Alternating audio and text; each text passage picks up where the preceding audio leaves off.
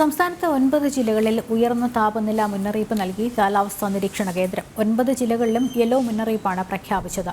തിരുവനന്തപുരം, കോട്ടയം, എറണാകുളം, തൃശൂർ, കോഴിക്കോട്, കണ്ണൂർ ജില്ലകളിൽ 36 degree Celsius വരെയും, കൊല്ലം, ആലപ്പുഴ, പാലക്കാട് ജില്ലകളിൽ ഉയർന്ന താപനില 37 ഡിഗ്രി സെൽഷ്യസ് വരെയും ഉയരാം എന്നാണ് മുന്നറിയിപ്പ്. വിവരങ്ങളുമായി രാഹുൽ ജോർജ് കോശി ചേരുന്നുണ്ട്. രാഹുൽ, ഉഷ്ണം അതിന്റെ പരിധി കടക്കുന്നു എന്നുള്ള രീതിയിൽ വിവിധ ജില്ലകളിൽ യെല്ലോ മുന്നറിയിപ്പ് നൽകിയിരിക്കുന്ന സാഹചര്യം, ഏതൊക്കെ ജില്ലകളിലാണ് മുന്നറിയിപ്പ്, എന്തൊക്കെയാണ് മുൻകരുതലിന്റെ ഭാഗമായി എടുക്കേണ്ട നടപടികൾ?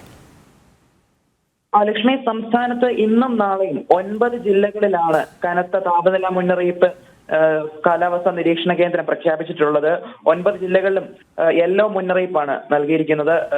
കൊല്ലം, ആലപ്പുഴ, പാലക്കാട് ജില്ലകളിൽ താപനില 37 ഡിഗ്രി വരെ ഉയരാൻ സാധ്യതയുണ്ടെന്നും, അതുപോലെ തന്നെ തിരുവനന്തപുരം, കോട്ടയം, എറണാകുളം, തൃശൂർ, കോഴിക്കോട്, അതോടൊപ്പം കണ്ണൂർ ജില്ലകളിൽ 36 ഡിഗ്രി സെൽഷ്യസ് വരെയും താപനില ഉയരാമെന്ന് പറയുന്നുണ്ട്. ഇത് സാധാരണത്തെക്കാൾ 2 മുതൽ 4 ഡിഗ്രി സെൽഷ്യസ് വരെ താപനില ഉയരാനും സാധ്യതയുണ്ട് എന്ന് പറയുന്നു. അതുപോലെ തന്നെ ഈ ജില്ലകളിലെ ഉയർന്ന പ്രദേശങ്ങളിൽ ഒഴിച്ച് മറ്റിടങ്ങളിലെല്ലാം തന്നെ ചൂട് കൂടാനുള്ള ഒരു സാഹചര്യവും ഇപ്പോൾ കാലാവസ്ഥാ നിരീക്ഷണ കേന്ദ്രം അറിയിച്ചിട്ടുണ്ട്. അതുപോലെ തന്നെ ഒരു കുട്ടികളും അതുപോലെ തന്നെ പ്രായമായവരും അതുപോലെ തന്നെ വിട്ടുമാറാത്ത രോഗങ്ങളും ഒക്കെ ഉള്ളവർ വളരെ സൂക്ഷിക്കണം എന്നുള്ളൊരു മുന്നറിയിപ്പും കൂടി കാലാവസ്ഥാ നിരീക്ഷണ കേന്ദ്രം പറയുന്നുണ്ട്. അതുപോലെ തന്നെ ഈ ചൂടിനെ നിയന്ത്രിക്കാനായിട്ട് വെള്ളം കുടിക്കണം എന്ന് തന്നെയാണ്. ധാരാളം വെള്ളം കുടിക്കണം, നിർജ്ജലീകരണം ഒഴിവാക്കാൻ വേണ്ടി ധാരാളം വെള്ളം കുടിക്കണം. അതുപോലെ തന്നെ പകൽ 11 മുതൽ 3 മണി വരെ അധ്വാനിക്കുന്ന, അതുപോലെ തന്നെ വെയിലത്ത് നിന്ന് ജോലി ചെയ്യുന്നവർ അവരുടെ